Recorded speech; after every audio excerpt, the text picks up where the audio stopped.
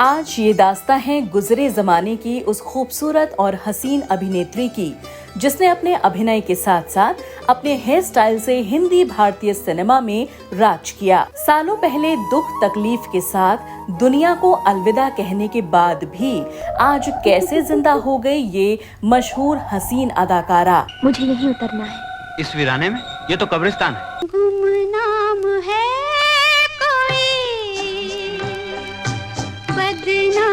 कैसे ये अदाकारा भारत पाकिस्तान के बंटवारे की आग में पाकिस्तान से भारत आकर दर बदर भटकती रही। क्यों इस अभिनेत्री का बचपन स्कूल का मुंह तक नहीं देख पाया?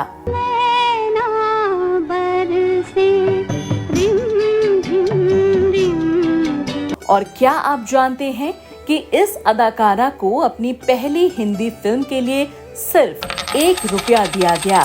कैसे इस अभिनेत्री की सफलता इनके सगे संबंधियों के लिए बन गई जलन और चिड़न की वजह। ये कैसे हो सकता है? अब चले जाइए यहाँ से। आप मेरी जिंदगी में आग लगाने आए, मुझे बदनाम करना चाहते हैं। कपूर खानदान का चिराग और सबसे बड़ा अभिनेता और निर्माता क्यों इस अभिनेत्री से लड़ बैठा, जिसकी वजह से इस अभिनेत्री को कपूर खानदान में कभी कोई जगह और फिल्म नहीं मिली। और जो मेरे साथ हुआ, कोई सुने तो क्या कहे, कोई सोचे तो डूब मरे। इस अभिनेत्री की जिंदगी में ऐसा क्या हुआ था कि इनको इनकी बहन ने वो श्राप दिया, जिसकी वजह से ये अदाकारा जिंदगी भर कभी भी मां नहीं बन पाई।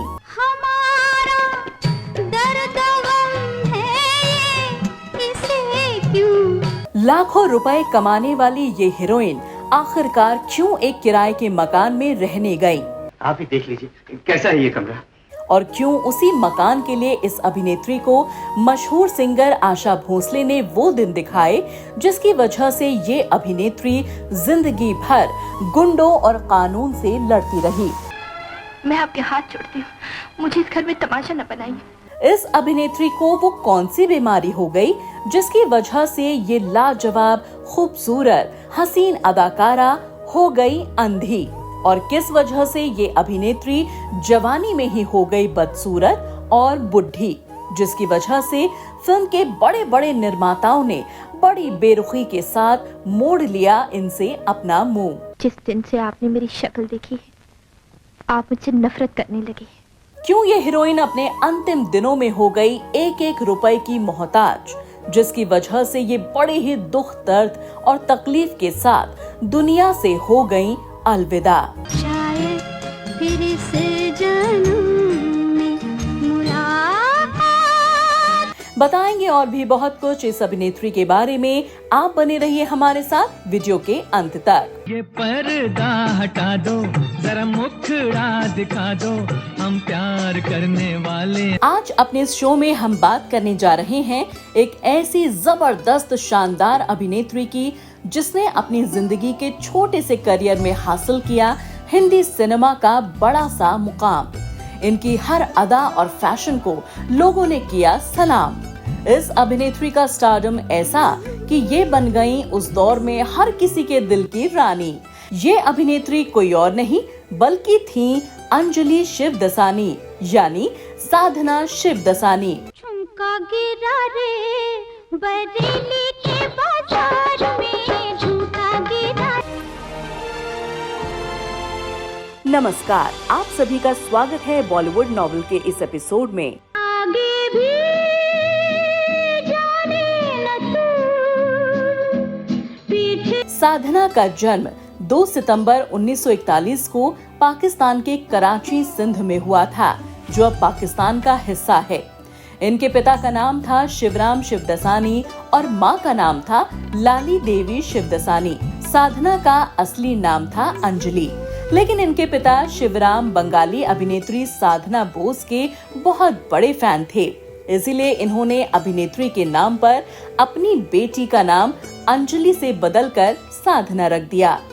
अब तक ये परिवार पाकिस्तान में ही रह रहा था, लेकिन जब साधना 6 साल की थी, तब वो बुरा वक्त आया जब भारत 2 टुकड़ों में बंट गया। भारत देश के विभाजन के समय ये परिवार पाकिस्तान को छोड़कर भारत के दिल्ली में आ गया।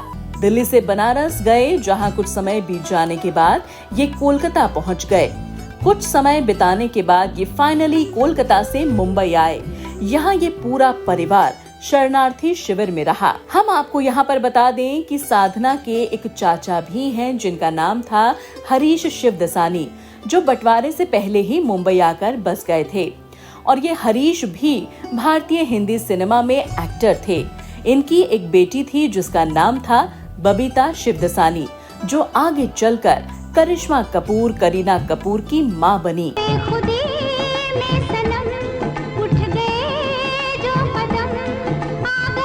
साधना और बबीता दोनों एक दूसरे की बहन हैं। कुछ समय गुजरा और साधना का परिवार शरणार्थी शिविर से निकलकर बॉम्बे के सायन इलाके में रहने लगा।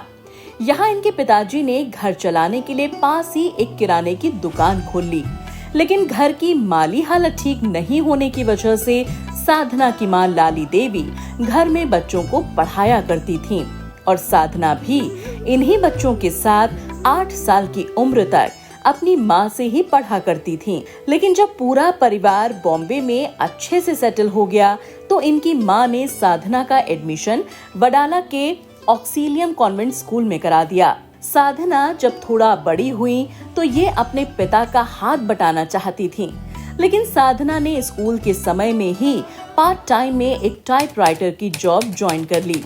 साधना देखने में बेहद खूबसूरत थीं। वो लंबी थीं और गोरी थीं। साधना का सपना था जो वो बचपन से ही अपने मन में लेकर चल रही थीं।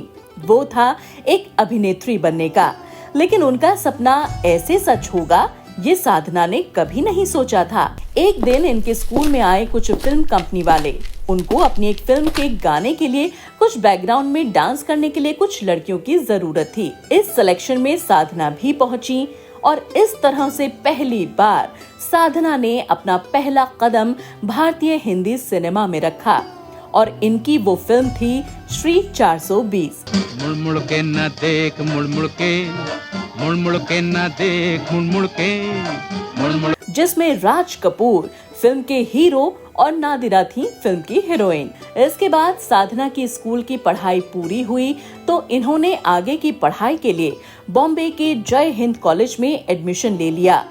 साधना जब कॉलेज में थी तब एक सिंधी फिल्म निर्माता भारत पाकिस्तान के बंटवारे पर एक फिल्म अबाना बना रहे थे। साधना ने भी इस फिल्म के लिए अपने कुछ फोटोग्राफ्स भेज दिए और हुआ वही जो नियति को मंजूर था। साधना को इस फिल्म के लिए पसंद कर लिया गया। इस फिल्म में साधना ने शीला रमानी की छोटी बहन का किरदार निभाया और यही वो फिल्म थी जिसके फीस के तौर पर साधना को 1 रुपया दिया गया था। फिल्म अबाना रिलीज हुई। फिल्म ने अच्छा खासा काम किया और इस सब के बीच साधना की एक फोटो स्क्रीन मैगजीन में छप गई और इस फोटो पर नजर पड़ी फिल्मालय स्टूडियो के मालिक सजधर मुखर्जी की। उनको साधना बहुत पसंद आई और उन्होंने 750 रुपए महीने का ऑफर साधना को दे दिया। साधना ने भी तुरंत इस ऑफर को स्वीकार कर लिया और फिल्मालय स्टूडियो से जुड़ गयी। कांग्रेचुलेशंस मिस सोनिया, और ये फिल्म्स का कॉन्ट्रैक्ट फिल्मालय कंपनी बॉम्बे की तरफ से। उस दौर में ये 750 रुपए बहुत बड़ी रकम थी और इस तरह से साधना अपने परिवार की ताकत बन रही थी। तो वहीं इनका अभिनेत्री बनने का सपना भी अब सच होने जा रहा था। सजधर मुखर्जी उन दिनों अपने बेटे जॉय मुखर्जी को फिल्मों में लॉन्च करना चाह रहे थे और अपने बेटे के लिए हीरोइन के रूप में साधना उनकी पहली पसंद थी और सजधर मुखर्जी ने इन दोनों को लेकर फिल्म बनाई लव इन शिमला और फिल्म को डायरेक्ट कर रहे युवा निर्देशक R.K. नैयर। हसीनों की सवारी है, हसीनों की सवारी, बड़ी तकदीर वाली रिक्शा। साधना बेहद गोरी थी, लिहाजा उनका माथा काफी उभर कर आता था। इसीलिए इनके माथे को छुपाने के लिए कई हेयर स्टाइल्स को चेक किया गया, लेकिन जब तक बात नहीं बनी तो फिर इनके बाल काटने का सोचा गया और उनको हॉलीवुड अभिनेत्री ऑड्रे हेपबर्न की तरह हेयर कट दिया गया। आपने मेरे बाल क्यों काट दिए? जिसके बाद साधना का नया लुक सबके सामने आया और साधना को इस लुक में जिसने भी देखा वो बस देखता ही रह गया। साधना बेहद खूबसूरत दिख रही थीं और इनको ये लुक दिया R.K. नैयर ने, जो साधना को पहली बार देखकर ही अपना दिल हार गए थे। लग जा गले के फिर हंसी रात। साल 1960 में साधना की film love in Shimla release हुई और ये फिल्म बड़ी कामयाब फिल्म साबित हुई और साधना अपनी पहली ही फिल्म से लोगों के बीच बेहद फेमस हो गयी और उनकी खूबसूरती के भी सभी कायल हो गए। इसके बाद साधना नजर आई 1961 में देवानंद के साथ फिल्म हम दोनों में। ये फिल्म भी हिट फिल्म साबित हुई। इस फिल्म का एक गाना आज तक भी लोगों की पसंद बना हुआ है।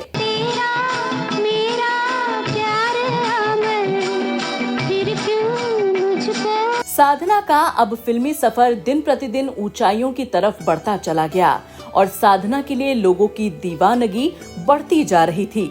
लोग इनकी एक झलक पाने के लिए बेकरार हो जाते थे। अभी से लोग कह रहे हैं कि मेरी ऐसी खूबसूरत लड़की आज तक स्क्रीन पर कभी नहीं देखी गई।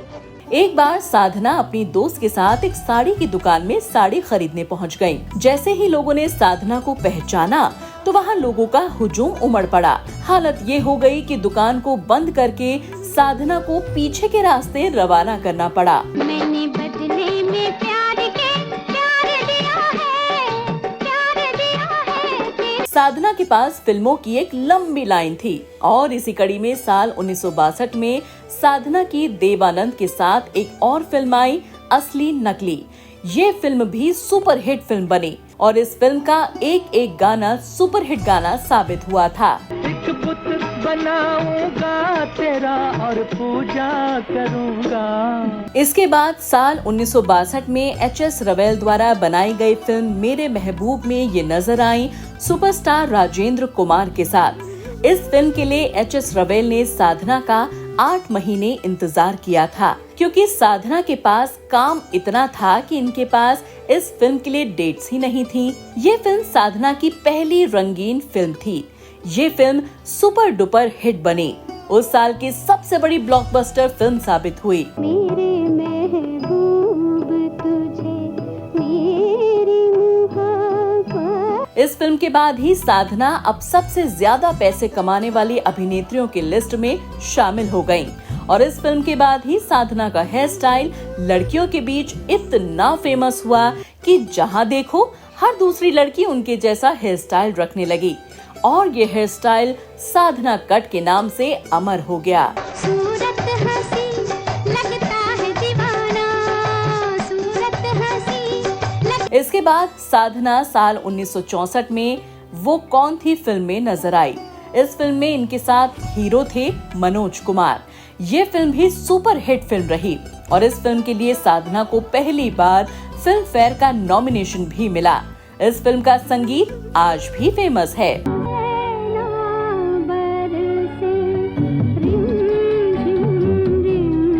और इसी साल 1964 में इनकी एक और ब्लॉकबस्टर फिल्म आई राजकुमार। इस फिल्म में ये शम्मी कपूर की हीरोइन थीं।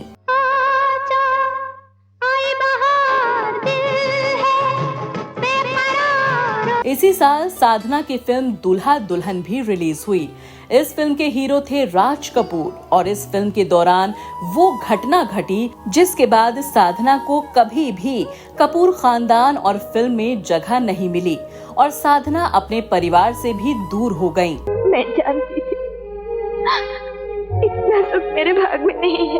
दरअसल साधना की बहन बबीता कपूर भी फिल्मों में आना चाहती थीं, लेकिन फिल्मों में आने से पहले ही उनकी मुलाकात रणधीर कपूर से हो गई और ये दोनों एक दूसरे से प्यार करने लग गए। इनके प्यार के चर्चे फिल्मी गलियारों में गूंजने लगे और सभी जानते थे कि बबीता साधना की बहन है। इसी सब के चलते राज कपूर ने साधना को फिल्म के सेट पर मिलने को बुलाया और साधना से रणधीर और बबीता को लेकर बात की। राज कपूर ने साधना से कहा कि वो बबीता को समझाएं कि वो दो सपने एक साथ न देखें, एक तो फिल्म में काम करने का और दूसरा कपूर खानदान की बहू बनने का, क्योंकि कपूर खानदान में शादी के बाद बहुएं फिल्मों में काम नहीं करती हैं। इस बात को लेकर साधना और राज कपूर के बीच बहस हो गई।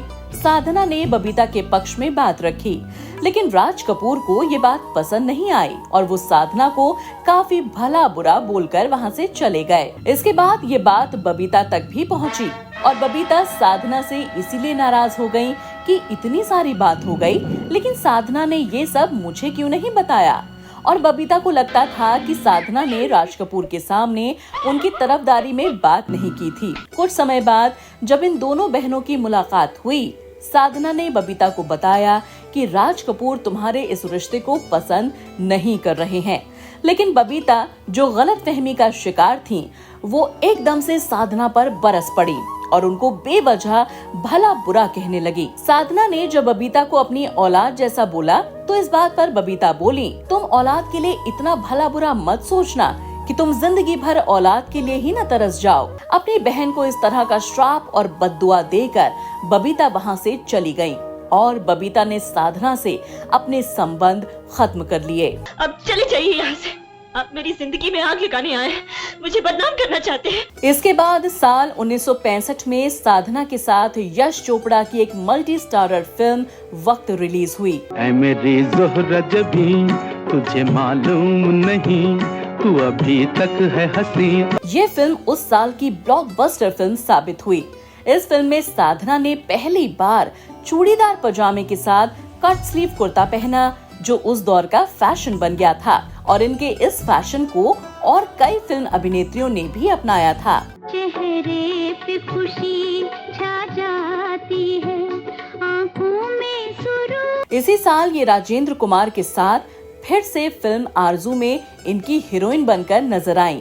ये फिल्म भी उस साल की सबसे ज्यादा कमाई करने वाली फिल्म बनी। इस फिल्म के संगीत ने साधना की दीवानगी में 4 चांद लगा दिए थे। फूलों की रानी बहारों की मलिका तेरा मुस्कुरा। साधना जब अपनी पहली फिल्म लव इन शिमला कर रही थी तो फिल्म के निर्देशक R.K. नैयर इनके आगे अपना दिल हार गए थे और साधना भी उनको पसंद करने लगी थी। लेकिन उम्र कम होने की वजह से इनकी शादी उस वक्त नहीं हो पाई थी। लिहाजा 7 मार्च 1966 को इन दोनों ने बड़े ही धूमधाम के साथ शादी कर ली थी। कौन आया कि निगाहों में चमक जाग उठी, दिल के सोए। शादी के तुरंत बाद इनकी एक और थ्रिलर सस्पेंस फिल्म रिलीज हुई, मेरा साया।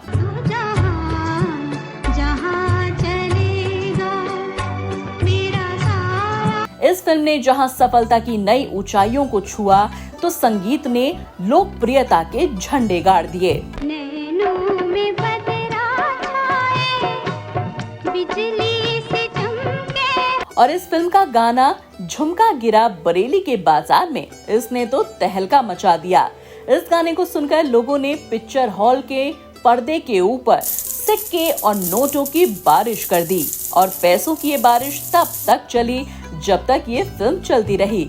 ऐसी दीवानगी थी लोगों की साधना के लिए। झुमका गिरा रे बरेली के बाजार में, झुमका गिरा रे। और इस गाने की कोरियोग्राफी की थी सरोज खान ने।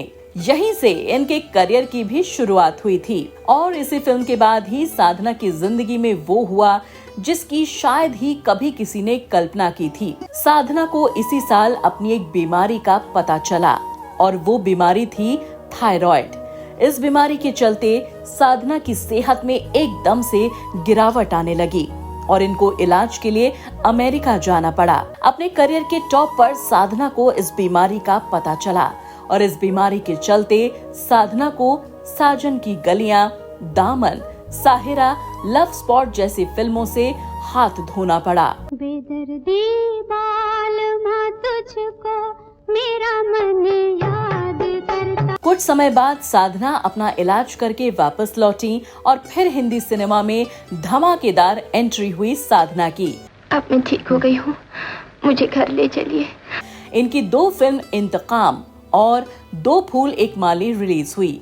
ये दोनों ही फिल्में सुपर हिट रहीं, लेकिन इन फिल्म के दौरान साधना अपने थायराइड की बीमारी के लक्षण छुपाने के लिए अपने गले में एक दुपट्टा बड़े ही स्टाइलिश तरीके से पहनते हुए नजर आने लगी। लड़कियों ने इनके इस अंदाज को भी अपनी जिंदगी में जगह दी। करीब आए नजर, फिर मिले। इसके बाद साल 1971 में साधना और राजेंद्र कुमार फिर से सिल्वर स्क्रीन पर एक साथ नजर आए फिल्म आप आए बाहर आई में। इस फिल्म का संगीत और कहानी दोनों सुपर डुपर हिट हुए।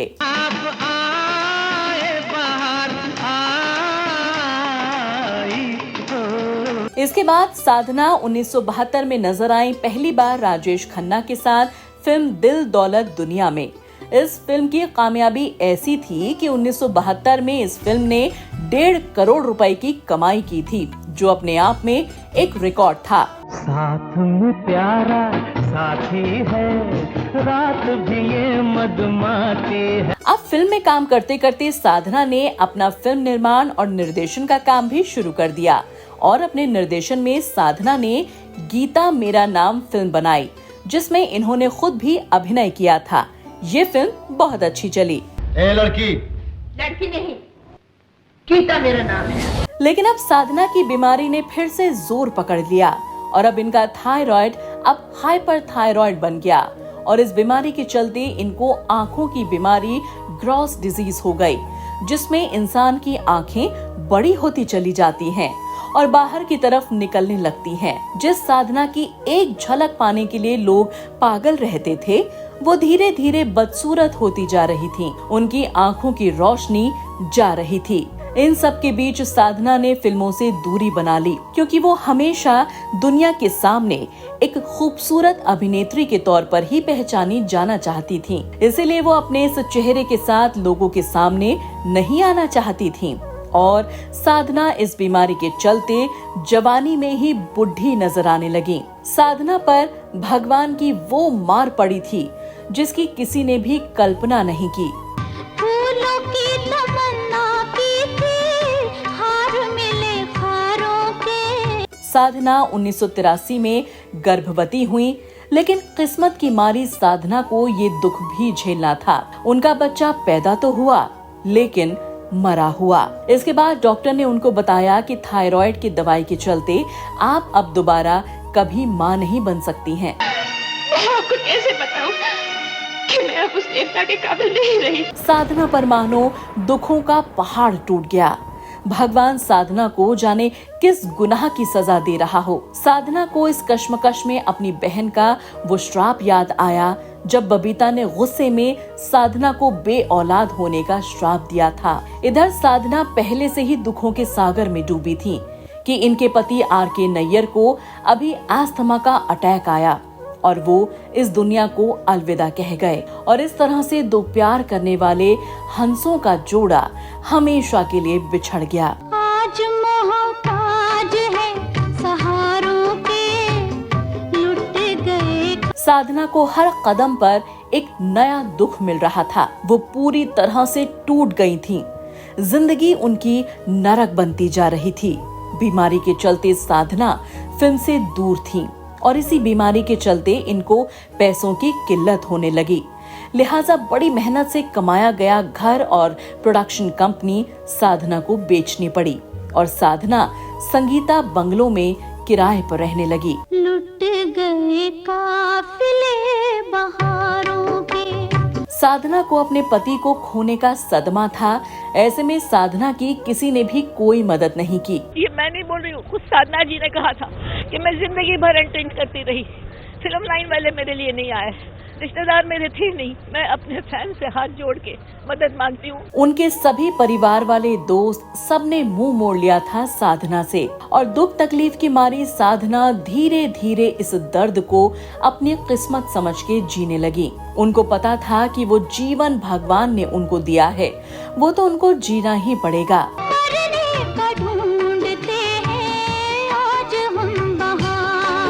साधना अब अपनी जिंदगी में अकेली थी।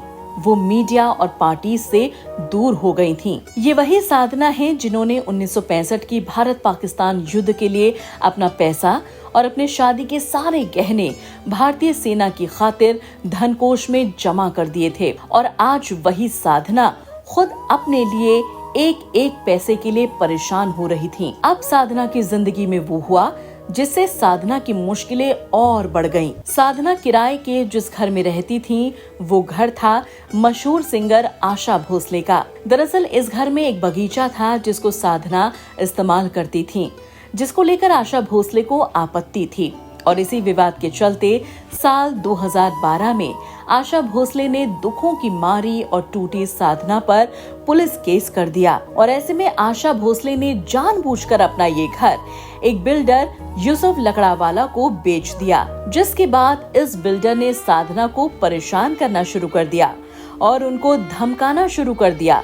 घर पर अपने गुंडे भेजने शुरू कर दिए। लेकिन अकेली साधना ने हिम्मत नहीं हारी और पुलिस में जाकर बिल्डर के खिलाफ रिपोर्ट दर्ज करा दी। फिल्म अभिनेत्री साधना इन दिनों काफी परेशान है। साधना ने अपनी बिल्डिंग के बिल्डर के खिलाफ अब शिकायत दर्ज करा दी है, जिसके बाद उस बिल्डर को गिरफ्तार कर लिया गया।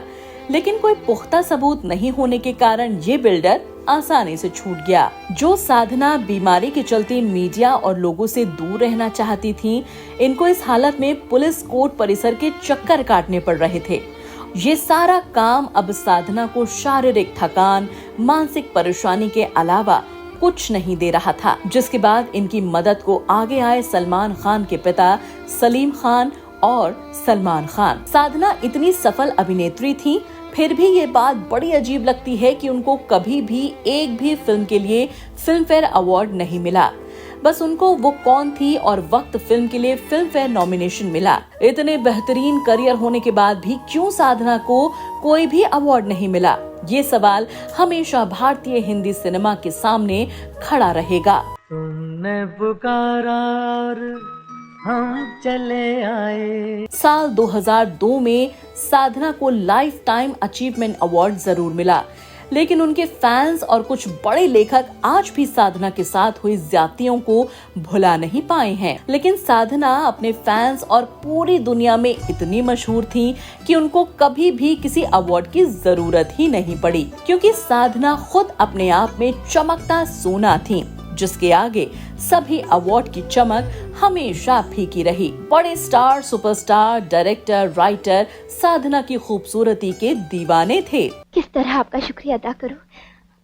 आपने बहुत बड़ा एहसान किया है। लेकिन वही साधना बड़ी सादगी के साथ हमेशा यही कहती रही कि मैं तो सिर्फ एक आकर्षण हूँ, खूबसूरत तो मीना कुमारी और मधुबाला हैं। हम जब सिमट के आपकी बाहों में आ गए। साधना बेहद साधारण थी। वो कभी भी किसी गॉसिप का हिस्सा नहीं रही। वो जिंदगी भर बस एक ही इंसान को प्यार करती रही और वो थे उनके पति।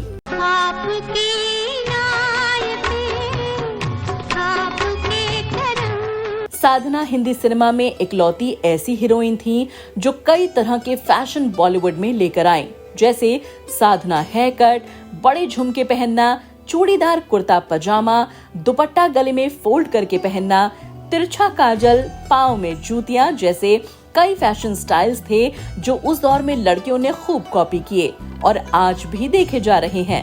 आपकी हर चीज बहुत खूबसूरत है। साधना को समाज से भी काफी सम्मान मिला था। उनको सिंधी समाज ने सिंधी अप्सरा का खिताब दिया था। साधना को अपनी दुख भरी जिंदगी में बस दो बातों का दुख रहा, एक तो अपने बच्चे को खोने का, दूसरा अपने पति का यूं इस दुनिया से चले जाने का। साधना अकेली थी और अपनी बीमारी से जूझ रही थी। तो एक दिन उनकी बीमारी बढ़ी तो साधना को एक दिन खून की उल्टियां होने लगी। उनको फौरन हॉस्पिटल में एडमिट कराया गया, जहां इलाज के बाद वो कुछ ठीक हुई। लेकिन कुछ समय बाद एक दिन साधना को बहुत तेज बुखार आया। उनको फिर हॉस्पिटल ले जाया गया, जहां अगले दिन 25 दिसंबर 2015 को खूबसूरत साधना इस दुनिया को छोड़कर चली गईं। फिल्मी गुलशन का एक महकता हुआ फूल, खिलखिलाता हुआ फूल मुरझा गया। ये बहुत ही करीबी थी वो और बहुत ही अच्छी दोस्त थी हमारी, बहुत अच्छी सहेली थी। उनके जैसी कोई और दूसरी नहीं। मन तो उनका आर के नैयर साहब के जाने के बाद ही उछट गया था। वो एक दूसरे अपने हस्बैंड को इतना प्यार करती थी, इस कपल के अंदर बेइंतहा मोहब्बत थी। मौत तो ऐसी एक सच्चाई है जो किसी से न छुपी है और न ही किसी से बेवफाई करती है। साधना जिंदगी और मौत के सफर में अपने पीछे छोड़ गईं अपने अभिनय और खूबसूरती की मिसाल पेश करती फिल्म और संगीत। साधना की मौत हिंदी सिनेमा के लिए एक गहरा सदमा था। जिसने भी सुना वो अपनी आंखों से आंसुओं को रोकने से नहीं रोक पाया। साधना हमेशा एक जमीन से जुड़ी हुई हीरोइन थी। उनको कभी भी स्टारडम की हवा नहीं लगी। वो हमेशा लोगों की फिक्र किया करती थी, लेकिन अफसोस कि उनकी किसी को कोई फिक्र नहीं थी।